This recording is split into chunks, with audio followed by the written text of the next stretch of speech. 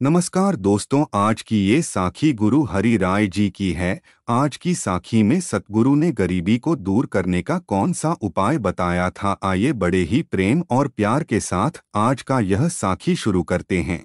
एक दिन सतगुरु श्री हर राय जी सभा में बैठे हुए थे। संगत दर्शन करके मन ईशत फल प्राप्त कर रही थी। देशों विदेशों में विशेष तौर पर संगत दर्शन करने के लिए आती थी। जहाँ कहाँ सभी जगत में गुरुजी का श्रेष्ठ जस फैला हुआ था।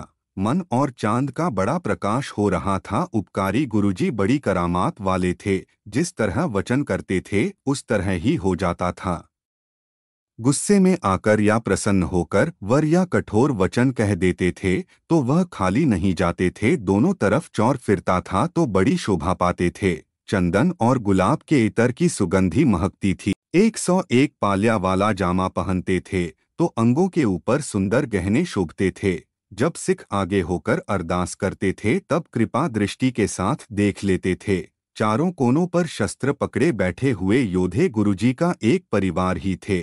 एक सिख हाथ जोड़कर बोला, हे सतगुरु जी, आप अनाथों के नाथ हो। आप जी की किस तरह सेवा की जाए जो निर्धन सिख धन ना पाए, बहुत गरीब हो जाए और बहुत जतन करने पर भी किसी तरह भी धन हाथ ना लगे। फिर आप जी को प्रसन्न करने के लिए क्या करें जिससे उसका जन्म सफल हो जाए। श्री गुरु हर राय जी ने अपने पवित्र मुखारविंद से यह वचन कहे, जो सिख सेवक मुझे प्रेम करते हैं वह मुझे प्यारे हैं। जिनके हृदय में शब्द का प्रकाश है वह दिन रात सिमरन करते हैं। जो अनाज और धन श्रद्धा के साथ अर्पण करता है उनका सभी दलिद्र और गरीबी दूर हो जाती है। इसके साथ संबंधित एक कथा है। जिस तरह घटना हुई सुनने की कृपालता करे जी। एक नगर में एक सिख रहता था। वह बहुत गरीब था। अनाज धन आदि घर में कुछ भी नहीं था। बड़ी मुश्किल से पेट पूजा करता था और हमेशा से ही गरीबी का दुख बर्दाश्त करता था। उसके घर एक चिड़े चिड़ी का जोड़ा रहता था जो पिछले जन्म में सिख सीखनी थे। उन्होंने कोई शुभ काम करके गुरु महात्म के ज्ञान सहित पंछी जन्म प्राप्त किया था। उनकी गरीबी की विपदा देखकर चित्त में अति चिंतित होकर दुखी होते थे।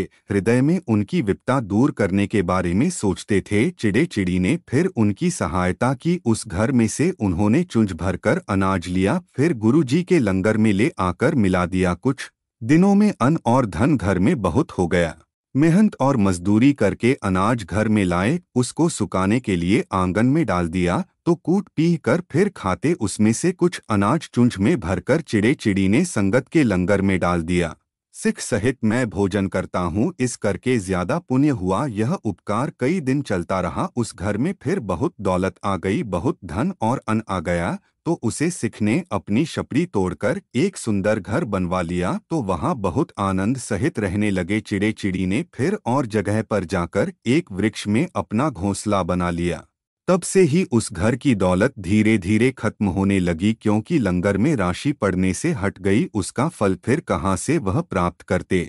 फिर गरीब होकर हमारी शरण में आ गया। कहने लगा, हे प्रभु जी, आपके बगैर कोई भी रखवाला नहीं है। कृपा करके अब हमारे सहायक बनो। सभी जगत में सिख आपका नाम लेते हैं। इसकी आप जी को लाज है। गरीबी से बहुत संपत्ति बड़ी थी पर अब वह सारी विनाश हो गई है। विपदा आ गई है, इसका निर्वाह करो। आप समर्था सहित हो, आपके जैसा और कोई नहीं है। हे प्रभु जी, जिस तरह आप चाहते हो उसी तरह ही करते हो। किसी को रख लेते हो और किसी को मार देते हो। बेनती सुनकर हमने समझाया। जिस तरह संपत्ति बढ़ने का कारण था, तुम्हारे घर से एक चिड़े चिड़ी ने कुछ अनाज गुरु के लंगर के लिए लाते थे। सत्संगत के खाने से समझो तुम्हें धन दौलत प्राप्त हुआ था। तुमने शपड़ तोड़ दिया। चिड़ा चिड़ी किसी और जगह पर चले गए। अब अन्न का तिनका भी लंगर में नहीं आता है। जिसको यह चाह हो कि मेरे घर बहुत दौलत हो, वो सत्संगत को भोजन छकाए। बेशक थोड़े से भी थोड़ा हो, लंगर में देकर प्रेम सहित सेवा करें। सतगुरु कहते हैं, उसकी मैं जाकर सहायता करता हूँ और गरीबी विपदा और सब कुछ मिटा देता हूँ। अब तुम इस तरह करो, मन और धन की कोई कमी नहीं होगी और सुख प्राप्त करेगा। इस करके धर्म की किरत करके अपने भोजन का जो चौथा हिस्सा हो, जो गरीब हो, वह गुरु के लिए अर्पण करें। दिन प्रतिदिन घर में दौलत बढ़ती जाएगी। मेरा स्वरूप सत्संगत जो भोजन खाएगी वह मुझे ही पहुँच जाएगा। वह सिख का लोक परलोक सुधर जाता है।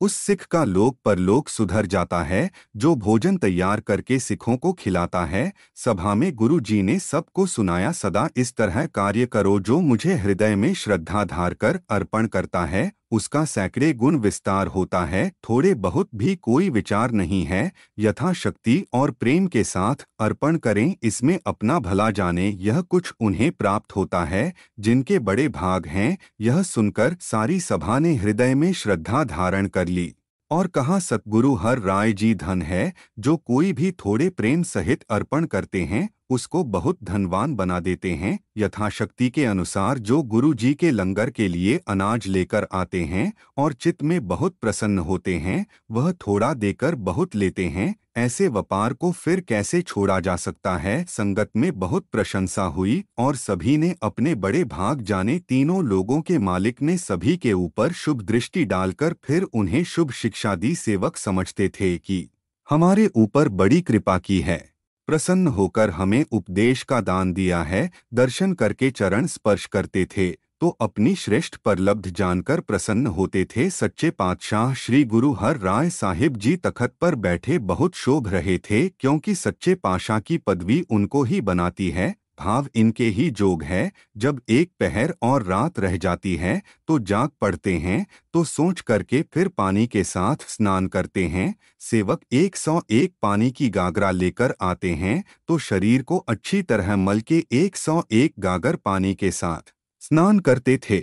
आसन पर बैठकर आंखें बंद करके अगाध समाधि लगा लेते हैं तो अनुपम आनंद रूप में अपनी बिरती टिका के एक जगह स्थिर हो जाते हैं। पूर्ण गुरु जी आत्मभ्रम में समाधि लगाकर अडोल बैठे रहते हैं। बाहर गायक सुखदायक सतनाम के महात्म को गाते हैं, साज बजाकर ताल मिलाते हैं तो चित लगाकर सुनने से प्रेम बढ़ता है। सेवक इकट्ठे होकर सुनते हैं तो मुख से वाहेगुरु का जाप करते हैं। अमृत वेले से ही दिन चढ़ जाता था तो समाधि खुल जाती है और नैन खिड़ जाते हैं। वो सेवक चंदन केसर को घसाकर कपूर के साथ मिलाकर लाते हैं, उसका माथे पर सुंदर टिक्का लगाते हैं जो इतनी शोभा पाता है मानो जैसे कमल का फूल हो। फिर सुंदर नरम कपड़े पहनकर गुरु जी अपने अंगों को सजाते हैं। 101 कलियां वाला जामा बनाते हैं जो बहुत सुखम कपड़े का होता है, तो उससे अपने शरीर को सुंदर सजाते हैं। दस्तार ऊपर हीरे जवाहरात से जड़ी कलगी लगाते हैं जो मुख पर सुंदर शोभती है